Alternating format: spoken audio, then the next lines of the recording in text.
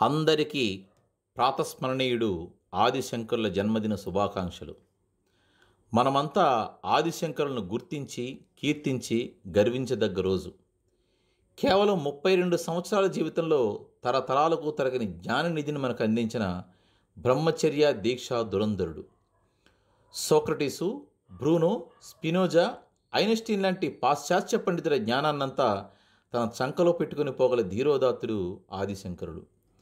అంగీరసుడు, యాజ్ఞవల్కుడు, పరాశరుడు, ఉద్దాలకుడు, వ్యాసుడు లాంటి ఋషులకు చక్కని ఆధునిక వారసుడి ఆదిశంకరుడు. పసిబాలుడి వయసులో ఆసువుగా చెప్పిన శ్లోకాలను పండితులు బట్టియం వేసి నేర్చుకునేంతటివని తెలుసుకోవడం మనల్ని సంభ్రమాశ్చర్యాలకు గురిచేస్తుంది. శృత్యై నమోస్తు శుభకర్మ ఫలప్రసూత్యై, రత్యై నమోస్తు రమణీయ గుణార్ణవాయై, శక్త్యై నమోస్తు శతపత్రకేతనాయై,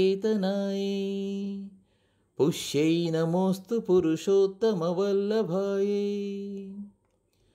ఆదిశంకరులు దాదాపు 6 ఏళ్ల వయసులో ఆసువుగా చెప్పిన కనకధారా స్తోత్రంలోని 21 శ్లోకాల్లో ఇదొకటి.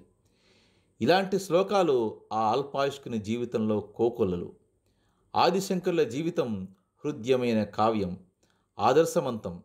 ఆయన జీవితంలోని ఎన్నో సందర్భాలు మనకు ప్రశ్నలు విసురుతాయి ఉంటాయి. ఆయనను చదివిన కొద్దీ మనలో జ్ఞానపిపాస పెరుగుతూ పోతుంది. నిర్వాణ దశకంగా పేరు పొందిన దశస్లోకి చదివినా విన్నా మళ్ళీ మళ్ళీ చదవాలని, వినాలని అనిపిస్తుంది.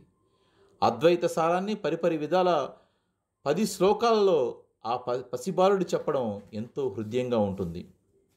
మనీషా పంచకాన్ని చదివితే మనలో అహం దెబ్బతిని నేల మీద చక్కగా నడుస్తాం. మండని మిశ్చిన సందర్భం మనలో పరీక్షలను ఎదుర్కొనే సామర్థ్యానికి కొలబద్ద. కాపాలికుని సందర్భం మనలో మోక్షస్థాయిని బేరుజి వేసుకునేందుకు మంచి కొలబద్ద. వాక్చాతుర్యం, పాండిత్యం, బ్రహ్మచర్యం, త్యాగనిరతి, జ్ఞానముల మేలిమి కలయిక ఈ ఆదిశంకరులు. ఆధునిక శాస్త్రవేత్తలు ప్రతిపాదించిన theory of conservation of energy, theory of relativity, electron wave and particle duality లాంటి సిద్ధాంతాలను తన అద్వైత మాయావాదాల్లో ప్రవచించడం మనం శోధించాల్సిన అద్భుతాలు.